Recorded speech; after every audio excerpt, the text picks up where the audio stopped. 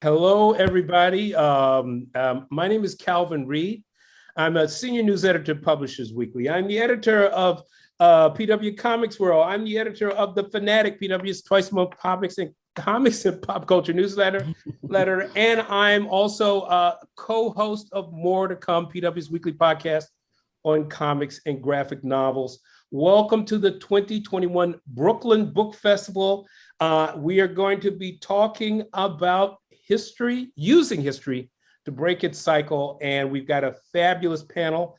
And let's see, before I get into that, I wanted to say one thing very quickly before we begin. I want to let you know that books by all of these authors can be purchased in a link below. And I suppose that means it's scrolling across the bottom of your screen. Anyway, let's get going. Using history to break its cycle. Education, agitprop, individual testimonies, evidence. There are many ways to break the cycles of oppression. These authors combine their personal histories and talents with a determination to illuminate and challenge social inequities lingering from the past. Let's get right to it. I'm going to go through the authors and their books really quickly.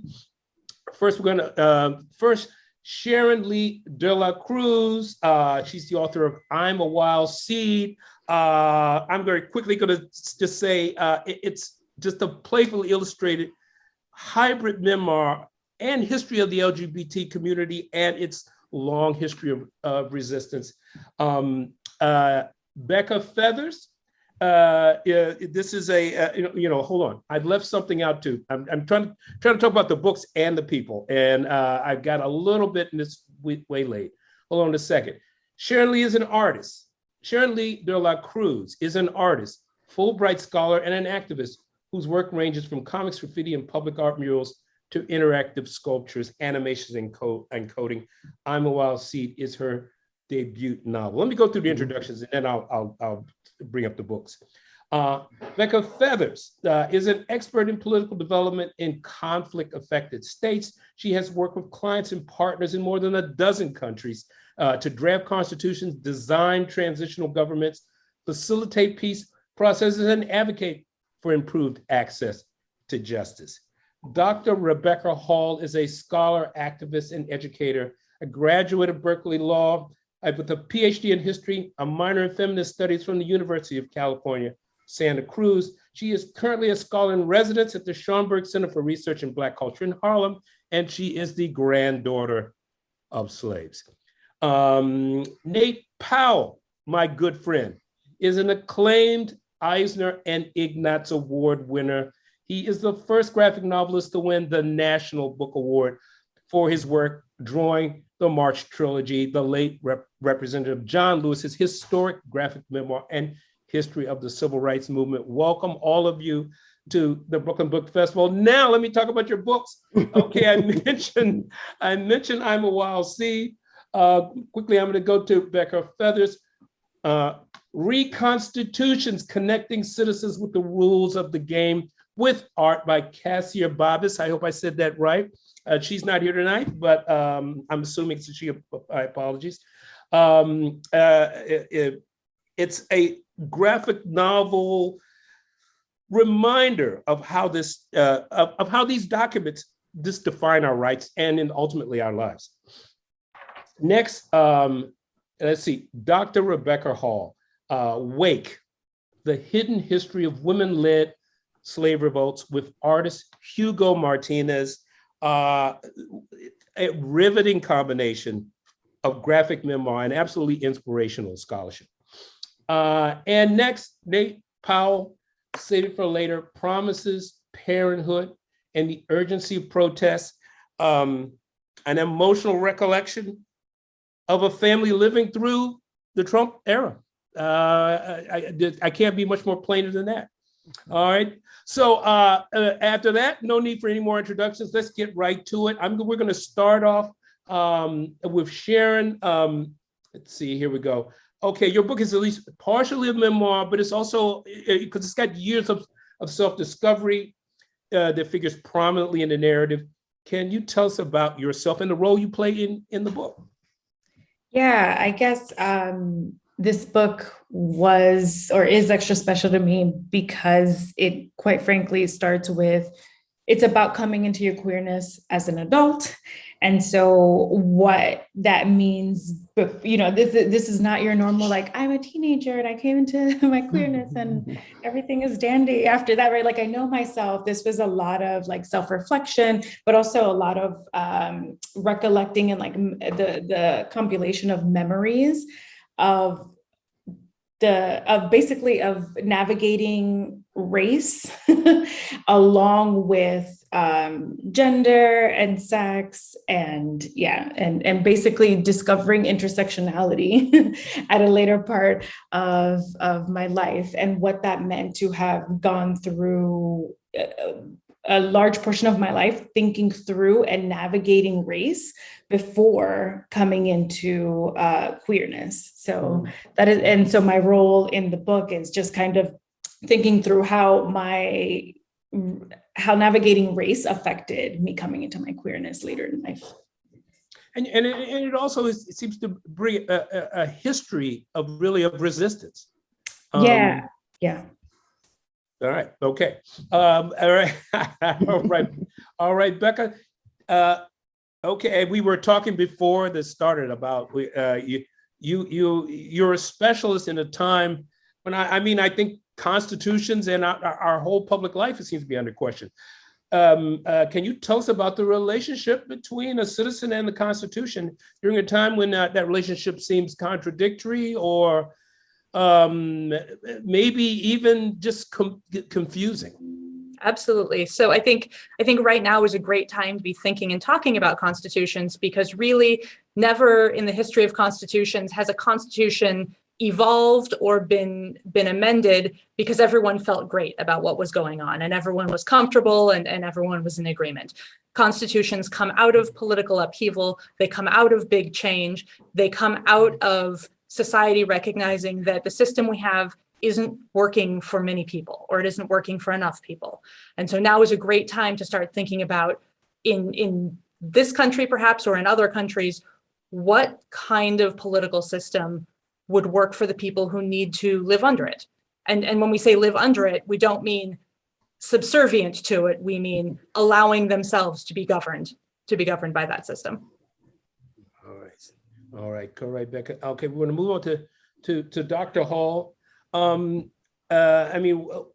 is really just a wonderful piece. It seems to me, I'm not an academic, but just groundbreaking research. But also just your own story is so compelling. So can you tell us about your background as both a lawyer and a historian, and how that impacted your mission as a historian and this book? Yeah.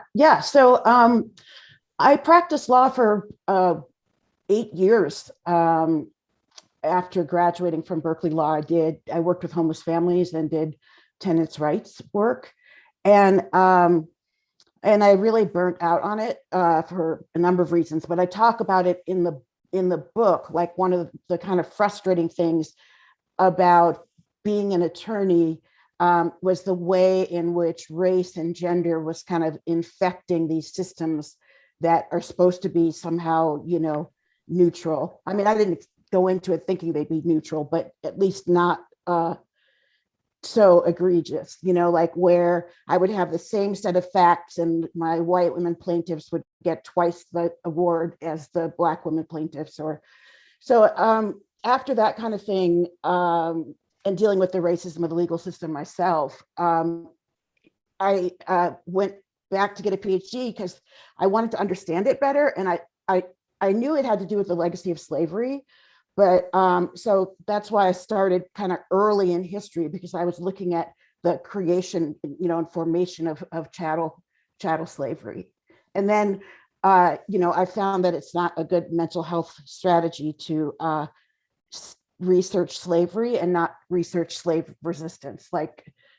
And so that's how I ended up on this topic. And about me being the granddaughter of slaves, people are like, did I hear that right? Like, did that, And I just want to say that, my grandmother, who is in the book, was like a surprise to me. I wasn't expecting her. was born in 1860 and died in 1927. And my father was born in 1898. And he died when I was 21 and he was 87 in 1985. So it's kind of generation skips, but the fact that it is even possible, I think is really important for people to understand. All right, awesome. All right, well, we've got more to talk about. Okay, Nate, this isn't the first time we've talked. It's great to get a chance to talk to you again. Your book, as I said before, it's really a powerful collection that really sees you and your family processing, the last several years in this country. And you say very early on, though, that the book is not a parenting guide. But as I said, it is a portrait of a family living through a political and cultural crisis. Can you give us some background on yourself and your family, and also on how you represent, the children in your drawings, and the historical moment? You bet. I guess it's important to note that I think that a lot of what I'm exploring within Save It for Later are intergenerational dynamics. And from my perspective, a lot of that reckoning goes both ways. So importantly, going back to my parents, like I'm from Arkansas and I grew up in Alabama throughout the 1980s. My parents are, white middle-class baby boomers from Mississippi who came of age, in the 1950s and 1960s. And I grew up in a career military family as like a GI Joe kid in the Reagan era, and all of this sort of plays into some of my explorations of symbols and iconography, and how they relate to pop culture and paramilitarism and fascism. My older brother is on the autism spectrum. Importantly, from a time before, even within the medical community, there was a lot of understanding or diagnosis or acceptance. And so there's just a lot of like feeling things out as we moved along through the 80s and 90s as a family.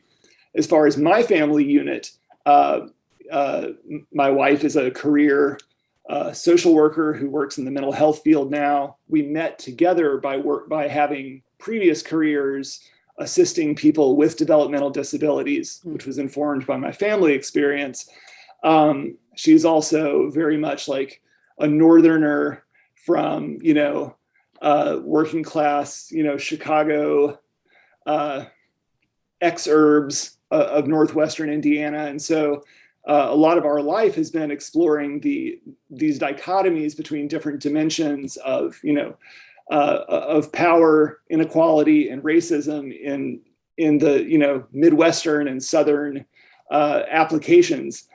We have two kids who are 6 and 9 years old. And so really a lot of our energy and a lot of our focus as we move through the 2010s has been sort of equipping our kids with what they need to process this rapidly changing social and political worldview. And so, I've been a dad as long as I've been working, as long as I started working on the March trilogy. That all happened at the same time. So another part that's central to that is that like my older daughter has literally grown up surrounded by images of protest and surrounded by depictions of the history of the civil rights movement. And so a lot of that experience of bringing that history back to the forefront in print is inseparable from my family experience of getting my kids ready for a very foreboding future. And the book also is, how do you, if I may add just a bit to that, it's a book kind of rooted in where, I guess, where you were during the time you were doing it. There was a hostile context to some degree. And I think I wrote somewhere else that, it's,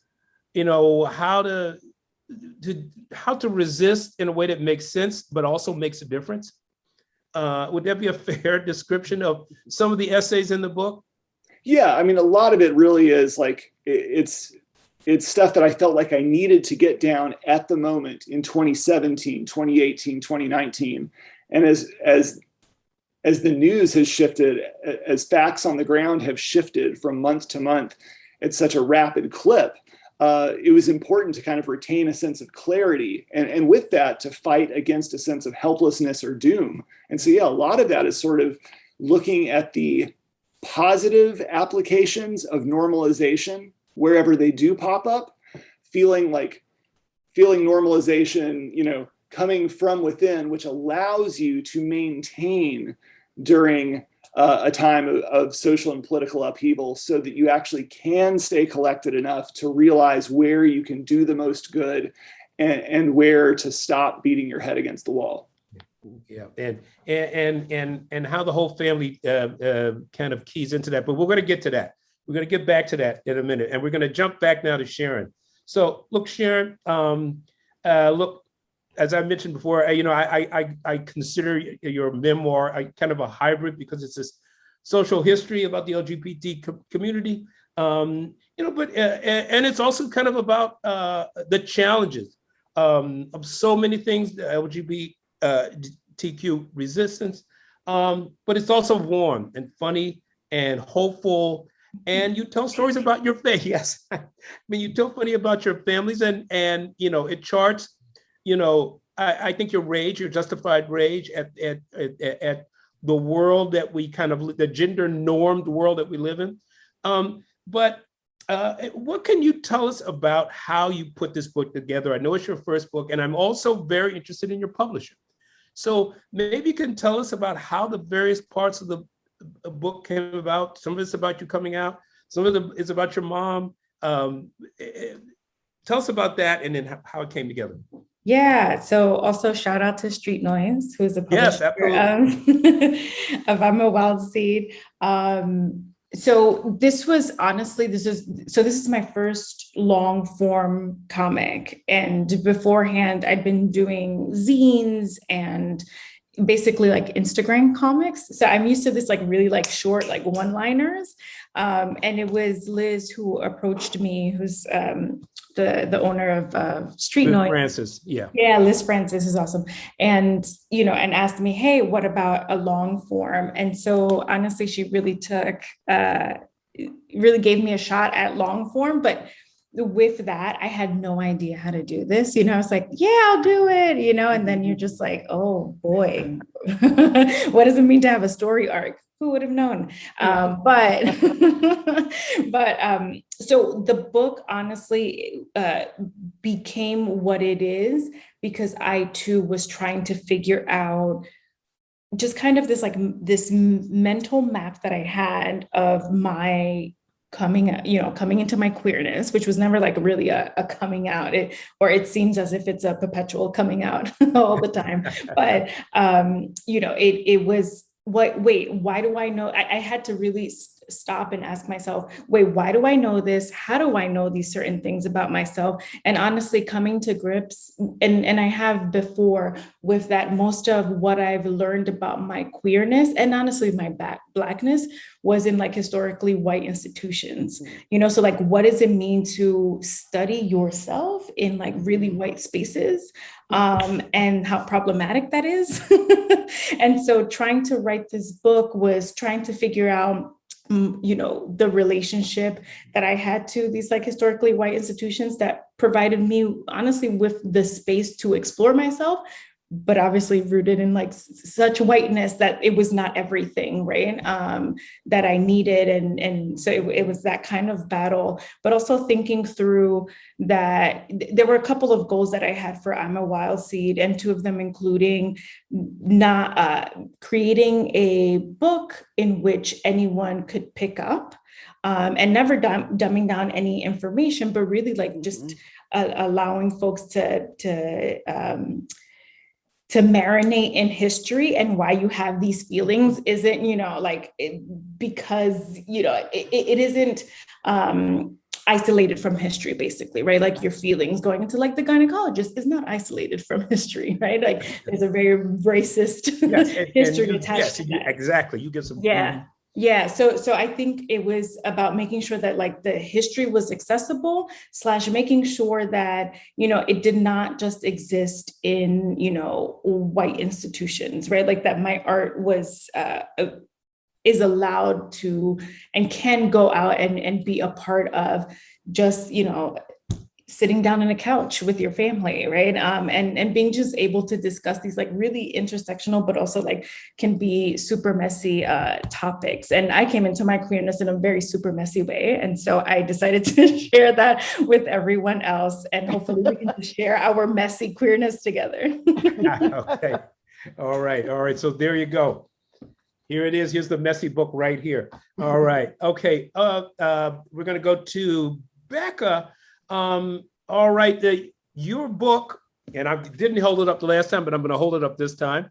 Reconstitutions. It's a fictional narrative, but it's really a nonfiction book.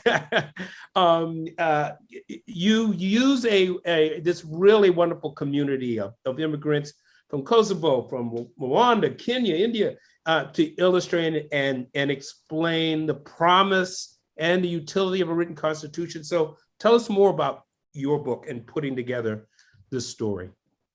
Sure. So I think particularly with regard to the people who live in Chathamville, which is my fictional town, named, I should say, after a dear friend of mine who unfortunately passed away, but was one of my best people to argue with and discuss with.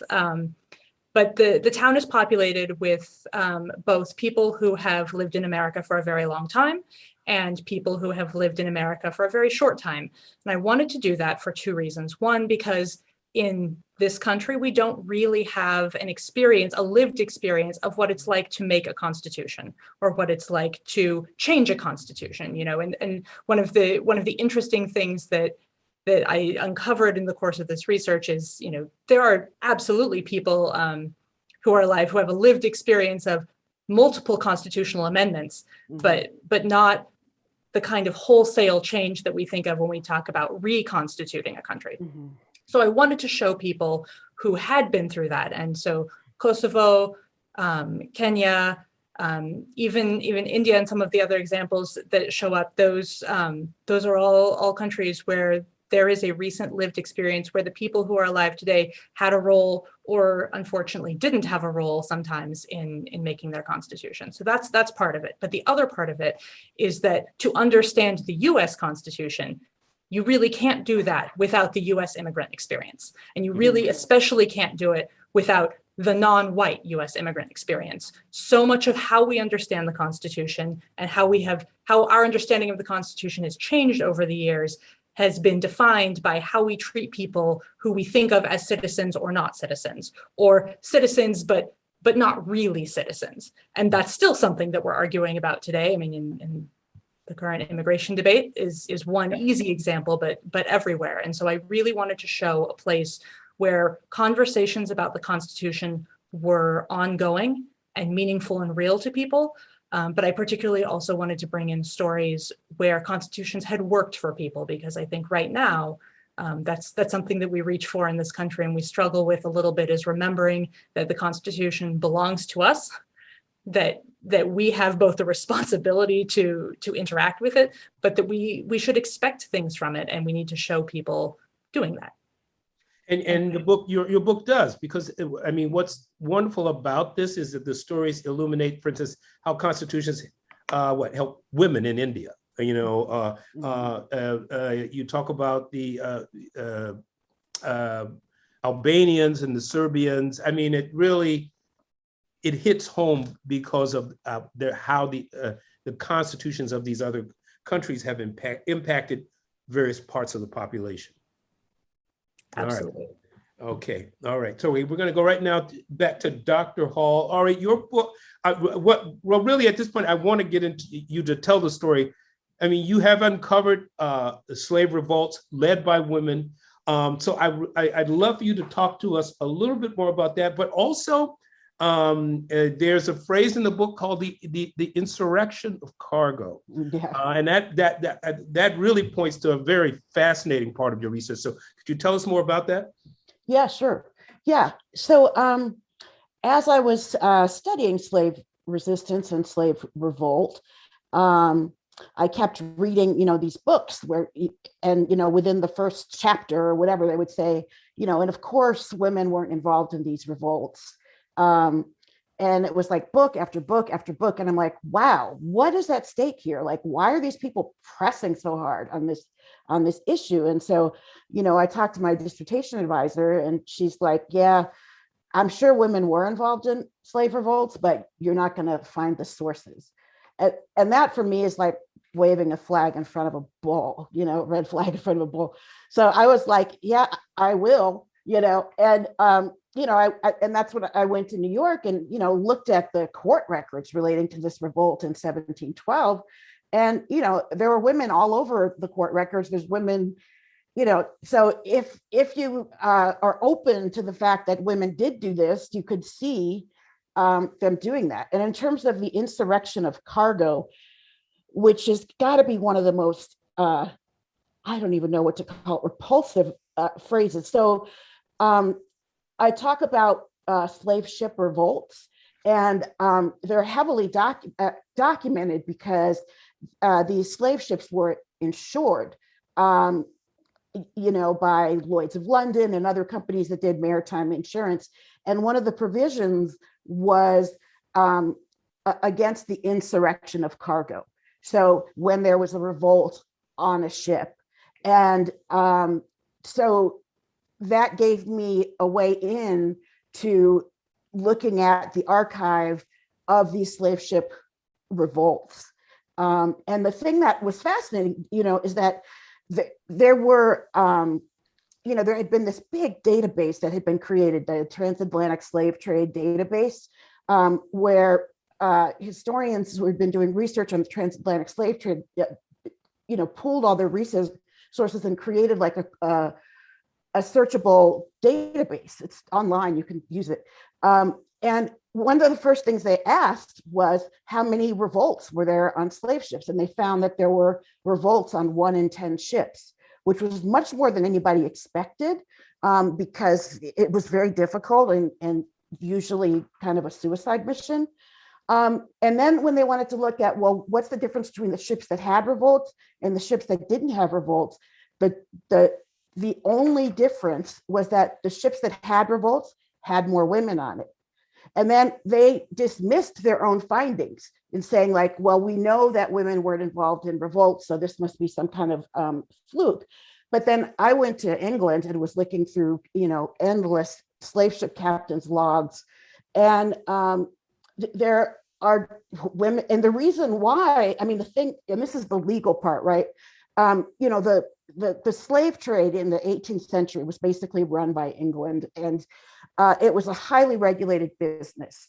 And they even regulated how things were to operate on ships. And so the regulation said that, once the ship had left the coast of Africa, the women would be unchained and brought on deck for the remainder of the voyage. And that's where the weapons were. And, that's where, and the mobility. And so that's why the more women on a ship, the more likely there would be a revolt. And I'm happy to talk about that for hours, but I know we don't have that much time. Well, we don't have hours, but I am going to see if I can get you to talk a little bit more about, because you mentioned, and the book mentions 2 slave revolts, 1712 and 1708. But right. And of course, what I found fascinating about it, of course, is that how much you had to dig to simply find any information about the women. Even in your discussion of how the law of the time treated murder by women or by slaves, that it really wasn't murder; it was treason, because it was an act against the state. Yeah, absolutely. So so the 1708 revolt, which I actually was the one who uncovered it. People had talked about it before, but it had been like, oh, some individual woman did some, nasty, but and no one ever thought, no one was like saying that women didn't resist slavery. It was like this idea of a coordinated, violent revolt that, was like relegated to this masculine, sphere. And so when I was looking at the 1708 revolt, the woman who led it, I was never able to find her name. She was referred to as the Negro Fiend or the Negro Wench. She and Indian Sam, who lived in the same house, plus several slaves from other houses, and this is what's now Queens, Elmhurst, were convicted. Were caught and convicted. So the Negro Fiend and Indian Sam killed the entire family of their owners, and so Indian Sam was hung, and the Negro Fiend was burned at the stake. And that's because in English common law, when a woman kills her husband, it's not murder, it's treason. And if an enslaved woman kills her master, it's the same thing. It's a crime against the state, right? It's like, it's treason. And the punishment for treason was burning at the stake. And so that's why you have this disparate punishment of these enslaved people. And that revolt created the whole sort of legal framework for slave control in early New York City. All right. Awesome. We're going to jump to Nate. So Nate, this is kind of a two-part question. First, how has your experience working with the great John Lewis and other political icons of the civil rights movement in your previous work? It figures in the book. Obviously, it has to figure in your life. And I want to know if you could segue in that to, you have an essay in the book about your own profession, about comics and pop culture and its fetishization of militaristic violence and all the rest, and toxic masculinity. Maybe you can segue from one to the other. I'll find a way. Okay. In general, yeah, I'm getting the absolute privilege of spending 8 years working together with Congressman Lewis to bring his personal account of this broad mass history to life. It changed my life, changed the lives of my family. It really brought me forth from everything that brought me to this moment into the rest of my life. I think, like, on a formal level, in terms of the work I do on the page, I think that working to process a lot of his account and a lot of the script that Andrew Iden wrote from his account really worked to hone a lot of concreteness and clarity. Some of the fiction that I write tends to be pretty far out. So thankfully, I was able to come out of the March trilogy not only with a little more concreteness in my fiction work, but it sort of gave me it changed my disposition towards a willingness to not try to fit the whole world into nonfiction work like Save It for Later. And importantly, I guess, to recognize that what I'm trying to depict is not an experience that is necessarily unique in any way to my family's experiences. The reason why I felt it was important to express was because I felt like there was enough of a normalization that was happening that people were no longer bringing up the more private, personal manifestations of living under this authoritarian power grab. And so I feel like collaborating with Congressman Lewis really helped me retain a sense of not only perspective, but his focus throughout the March trilogy on decentralizing his story, though it was in memoir form, set a really strong precedent for me, as well as like just the general contract between a creator and reader. He was always very aware of that and was trying to use his account and his role in history to illuminate the roles of other people throughout the movement, but also to emphasize that this is a story of a lot of young people, a lot of people like me.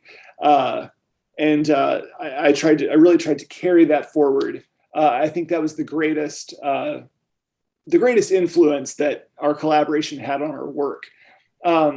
I guess, yeah, that there are two sides. There is also a memoir side to Save It for Later, and there are more essayish sides, which bring a little more objectivity and a little more commentary into things. Initially, these were separate projects, but by the time I finished my first comics essay that was included, which is About Face, which kind of chops up several decades of pop culture into, through the armed services and law enforcement into this. The Punisher. Yeah, this nightmare of Avatar-like existence. Yes. Basically, like, I think I would nail this down most simply as it's observations on conformity disguised as rebellion. And specifically, I think that the kind of lurching towards fascism that we are in grave danger of is largely enabled by normal ass people who make space for it. And a lot of that, I think, puts the United States in extreme danger because we are hardwired to assume that sort of making space for fascism is something that simply can't happen. A lot of it is I think, baby boomer expectations, I mean, largely white baby boomer expectations of the center holding, of things working out, of the inevitability of progress, to use Timothy Snyder's phrase, was really passed on to Generation X a lot more than I expected to acknowledge. And over the course of delivering this through the book, I had to acknowledge that even being at the tail end of Generation X, I feel like in terms of a lot of assumptions and perspectives I have, I actually think that Generation X is more closely linked to baby boomers than to millennials, which was kind of a shock along the way. But yeah, like when talking about like these sort of fascist and paramilitary symbols, sort of normalizing a paramilitary presence in our society, when we're talking about pop culture, like I experience it as a nerd who like makes comics and is a part of this community and industry. But pop culture is big culture. Pop culture is big money. And so, I mean, all it takes is to like, really, you could just take the ascendancy of the Marvel Cinematic Universe and the changes that have occurred in culture at large, not just on an American level, but on a global level in the last 15 years, just from those films alone. But a lot of the results, I think, throughout consumer culture have been the flattening of nuance and discourse and sort of getting into really, like, for a lot of people, and especially just for a lot of man children and mouth breathers, it's a way to buy adjacency to power. It's a lot of it has just opened up space to empower resentful mouth breathers. And so there are some moments throughout Save It for Later in which I take us back to 2011 and 2012, where as a nerd at my comic convention table, witnessing these first like canaries in the coal mine of like, resentful reactionaries who show up dressed, cosplaying as Nazis at a comic convention, just waiting to get called out. But then also at the same time, brushing it off as an exception to the rule or as somebody just being a jerk, as opposed to, really taking seriously that threat of gleeful resentment just under the surface. Okay. All right. Well, time's running down, but we've still got some. So we're going to jump back to Sharon. And Sharon, I think one of the notable things about your book also is, you talk about self-care, in the queer community and protecting, yourself from the consequences of the society. So maybe you could talk a little bit about what you do about that aspect of your book? Yeah, and I was prepping for this question because I think it was the hardest one. Only because I think for me, the book was a form of self-care, although there were like many times where I cried in making this book because you just don't, I don't know. I think I didn't realize like how traumatizing memoirs can be. So putting that out there for authors, but really, there's not like one way to do it. At least for me, I think the biggest key here for me, self-care, is archiving. And I think Dr. Hall, you speak to that really well in your book. It's like, who's archiving? How do you archive? And who is archiving, right? Because in that way, you're shedding light or you're dimming light on experiences. And so for me, I'm a Wild Seed also is a little bit of my archive, right? Is archiving my life, but also archiving it for someone else,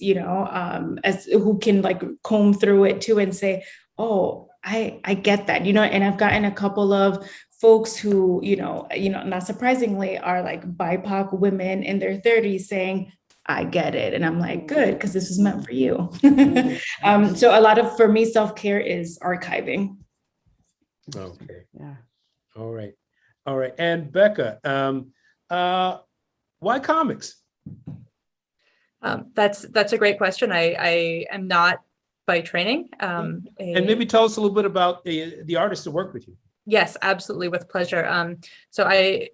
Cassia and I were paired together by First Second, our wonderful publisher, as part of this World Citizens Comics series, of which Reconstitutions is a part.